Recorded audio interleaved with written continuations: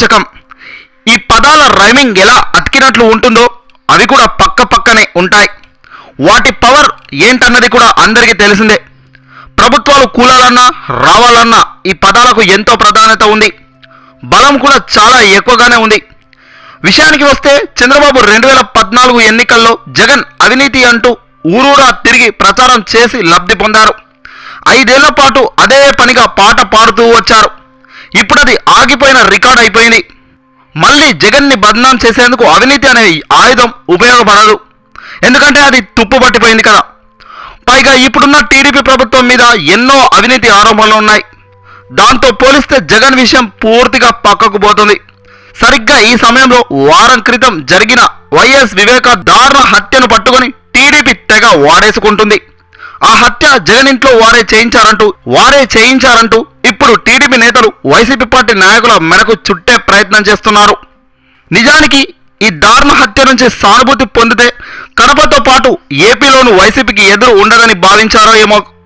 వెంటనే టీడీపీ నేతలు మేల్కొని దాన్ని మించిన వ్యూహం రచించి కట్టుకథలు పిట్టకథలతో జగనే ఈ హత్యను చేయించారని వారం రోజుల్లో తమదైన దర్యాప్తు చేయించేశారు వాళ్ళు.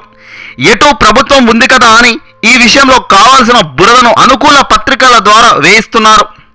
రోజుకో కథనంతో వండి వారుస్తున్న వార్తలు చనిపోయిన వివేక ఆత్మకు శాంతి లేకుండా చేయడమే కాదు, బతికి ఉన్న వైఎస్ కుటుంబానికి అశాంతికి గురి చేస్తున్నాయి.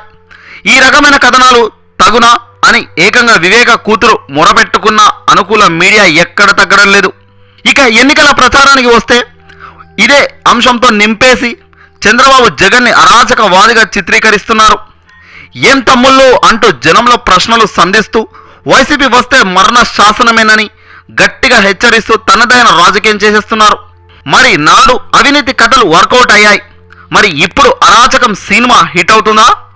లేకపోతే 5 ఏళ్ల టీడీపీ పాలనలో ఎన్నో హత్యలు, ఎమ్మెల్యేల దాడులు, కాల్మనీ కేసులు చూసిన జనం పట్టించుకోకుండా న్యూట్రలైజ్ అయిపోతారా? ఎటు చూసినా ఈసారి ఏపీ జనాలు బాబును నమ్మే పరిస్థితే లేదు. ఎందుకంటే చంద్రబాబు మాట్లాడే ప్రతి మాట కూడా అందరికీ మంట పుట్టిస్తుంది. ఎన్నికల ప్రచారంలో ప్రత్యర్థులను తిట్టడమే పనిగా పెట్టుకొని అదే మాదిరిగా ముందుకు వెళ్తున్నారు ఏపీ ముఖ్యమంత్రి నారా చంద్రబాబు నాయుడు.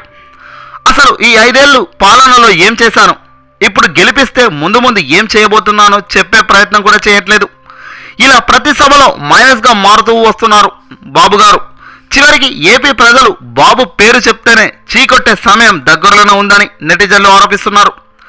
సో జగన్ 2019లో ఓ సంచలన గెలుపు కావడం పక్కా. ప్రజల అండదండాలతో ముఖ్యమంత్రి పితాన్ని ఆయన ఎక్కుతారు కూడా. మరి జగన్కి వైసీపీ పార్టీకి ఓ లైక్ ఇచ్చి అభినందనలు తెలుపుదామా?